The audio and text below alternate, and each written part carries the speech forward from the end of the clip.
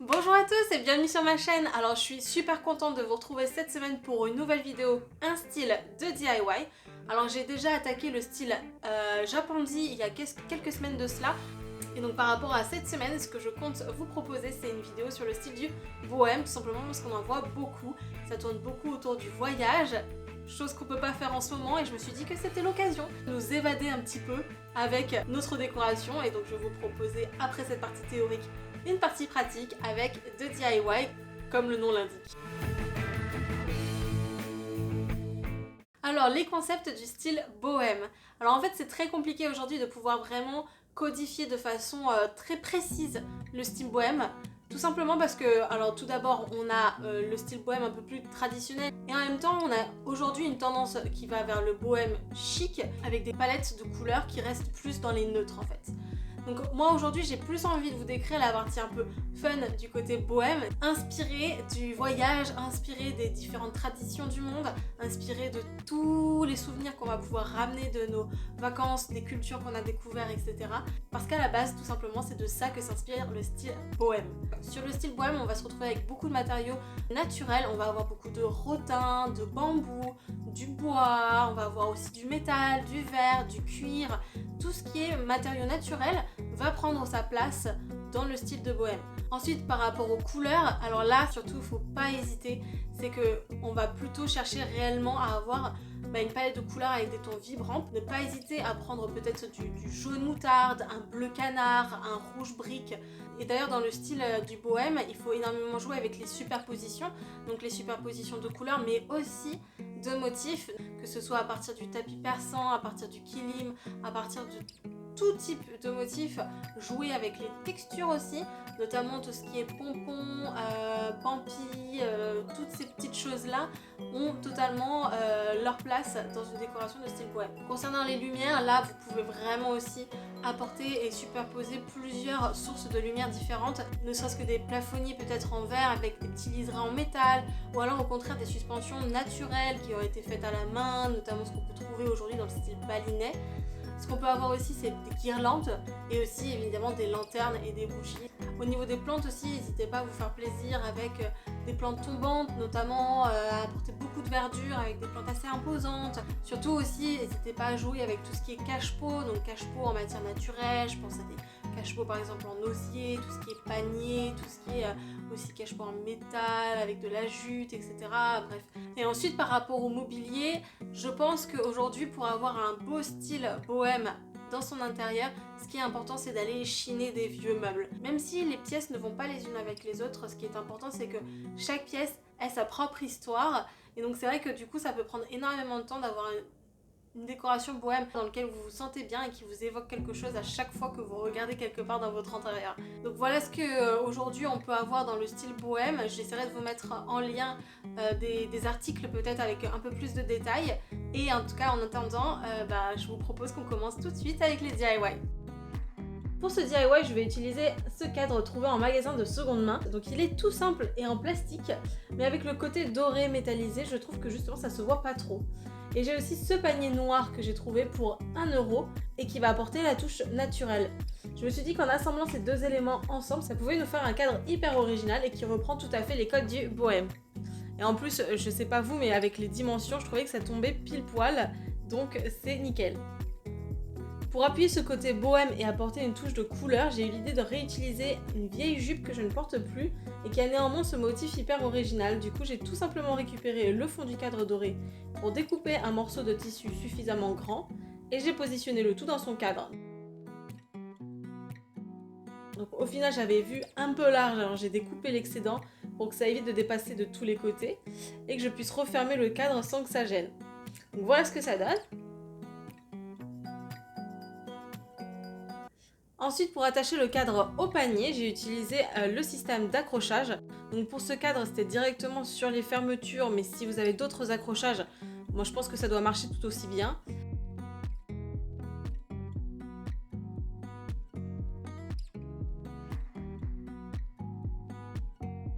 Et du coup, j'ai fait passer une ficelle sur le côté gauche, puis une autre sur le côté droit, que j'ai fait traverser directement via les petits espaces du panier.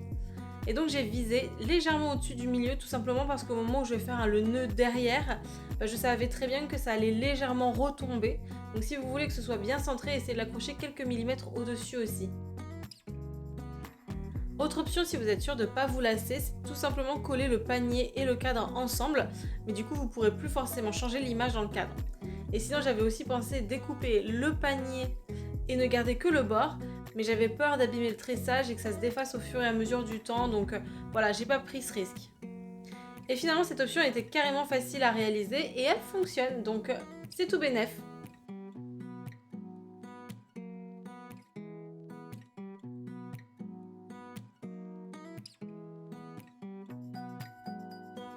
Donc une fois le cadre terminé, il n'y a plus qu'à faire une accroche. Donc j'ai juste passé un bout de laine noire pour qu'elle reste invisible et le tour est joué.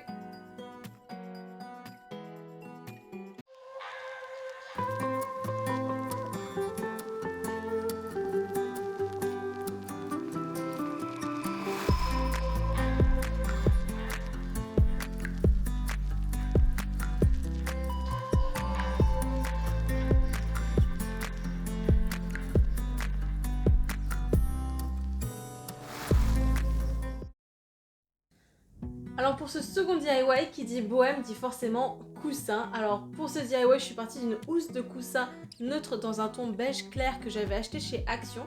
Et j'ai commencé par tracer directement dessus les motifs qui me tentaient. Donc la première étape, c'était d'abord de trouver le centre pour bien me permettre ensuite de mieux assurer les symétries de mon dessin. Donc ensuite, j'ai tracé des lignes dans chaque angle, un grand losange central et un petit cercle au milieu. Voilà, après c'est vraiment comme vous le souhaitez. Moi j'ai voulu faire des petits dessins comme ça et vous verrez bien, mais en tout cas j'ai voulu charger un petit peu plus mon DIY au fur et à mesure que je le réalisais.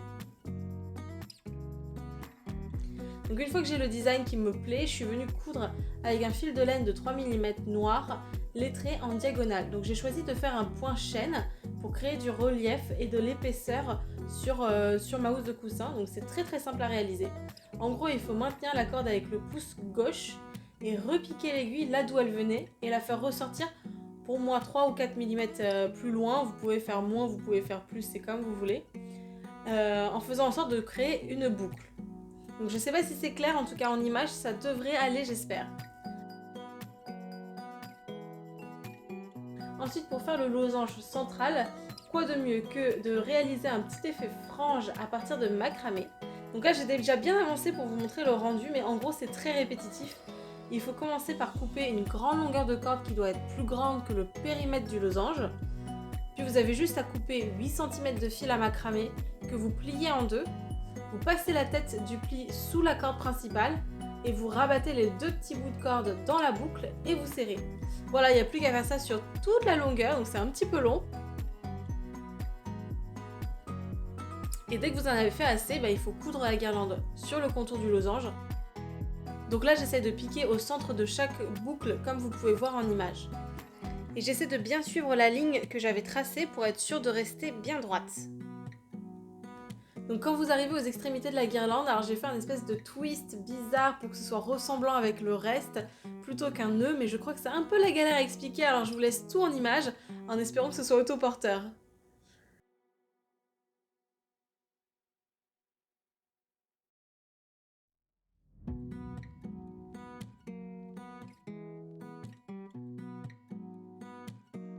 Et comme pour le reste, je viens fixer ça avec quelques points de couture, j'égalise toutes les longueurs de frange et voilà, on en a fini avec le losange. C'est le moment d'ajouter un peu de couleur, donc j'opte pour un beau rouge bordeaux pour faire le rond central. Donc je vais démarrer tout comme pour un pompon et je fais le tour une cinquantaine de fois autour de mes doigts. Et ensuite je noue une ficelle au milieu de l'anneau et je découpe les boucles.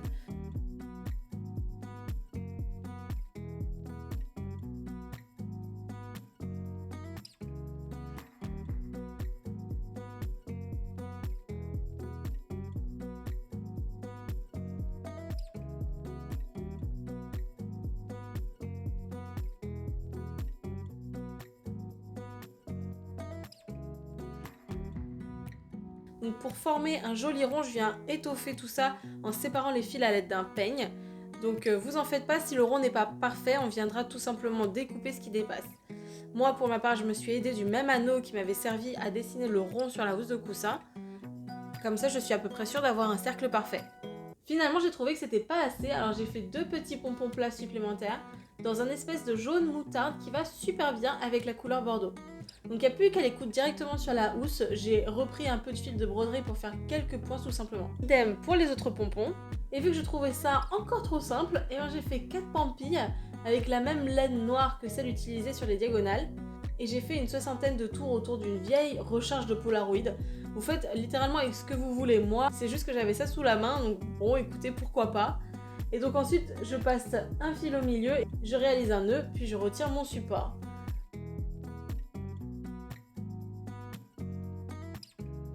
Donc ensuite je coupe toutes les boucles et je reprends un bout de ficelle qui va me servir à former la tête de la pampille.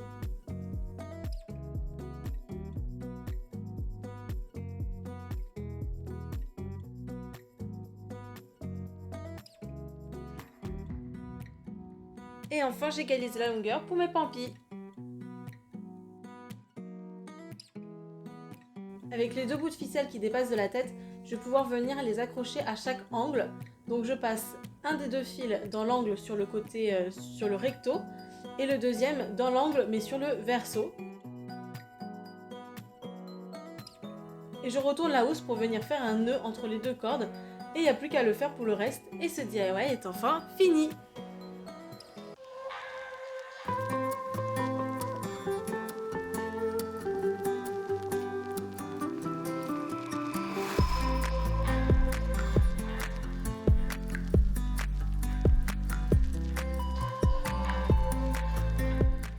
Voilà, cette vidéo est terminée, j'espère que ça vous aura plu.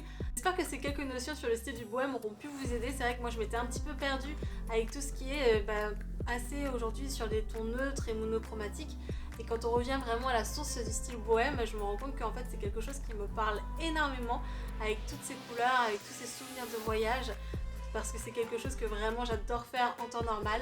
En tout cas sur ce, si vous avez aimé cette vidéo et si vous aimez ce format de vidéo, surtout n'hésitez pas à mettre un like ou à me le dire en commentaire. S'il y a d'autres styles que vous aimeriez que je traite, surtout n'hésitez pas à me le partager aussi. Et si vous aimez mes vidéos, surtout n'hésitez pas à vous abonner. En tout cas on se retrouve la semaine prochaine pour de nouvelles créas. Ciao!